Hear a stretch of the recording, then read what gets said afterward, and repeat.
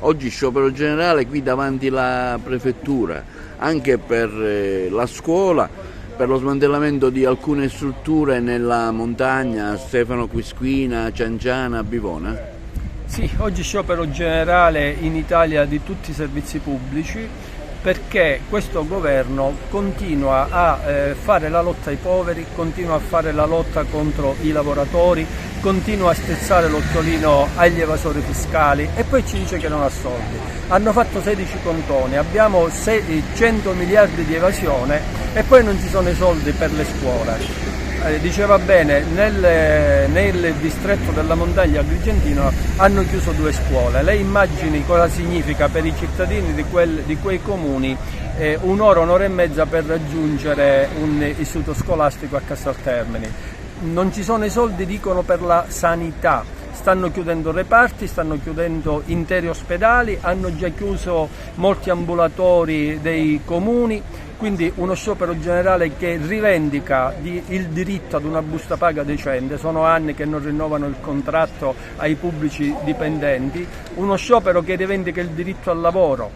Tutti i giovani ormai rassegnati scappano via subito dopo i licei e quindi uno sciopero che chiede a questo governo un cambio di rotta. Oggi per manifestare il disagio dei lavoratori della pubblica amministrazione e non solo, io rappresento i lavoratori della pubblica amministrazione e della funzione pubblica, dico semplicemente che non abbiamo rinnovato i contratti e i contratti non saranno rinnovati secondo la reale inflazione che attualmente ha logorato il nostro potere d'acquisto.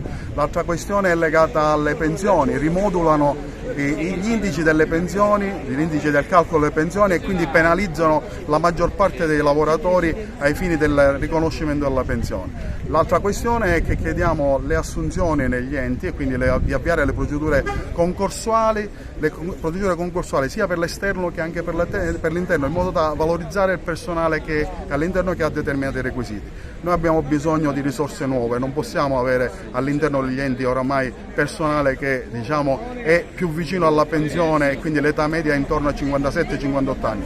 Quindi chiediamo da questo punto di vista al governo di sedersi, discutere e negoziare. Dopodiché è chiaro che la sensibilizzazione dei lavoratori oggi, ma non solo, il giorno 20 ci sarà un'altra manifestazione a Siracusa e andremo avanti nel percorso facendo capire a questo governo che non si governa in questo modo, come dice, macinando sempre i soliti, i pensionati e i lavoratori della funzione pubblica. Una giornata importante oggi dove il settore dei trasporti viene mobilitato, abbiamo visto quello che è successo anche col governo nazionale. Sì, oggi siamo qui praticamente per manifestare il disagio che la nostra provincia vive quotidianamente sui trasporti. Oltre a questo chiediamo anche una riforma sul precariato, dove ormai questo settore è invaso dal precariato, quindi non ci sono più stabilizzazione, quindi un futuro incerto per i giovani.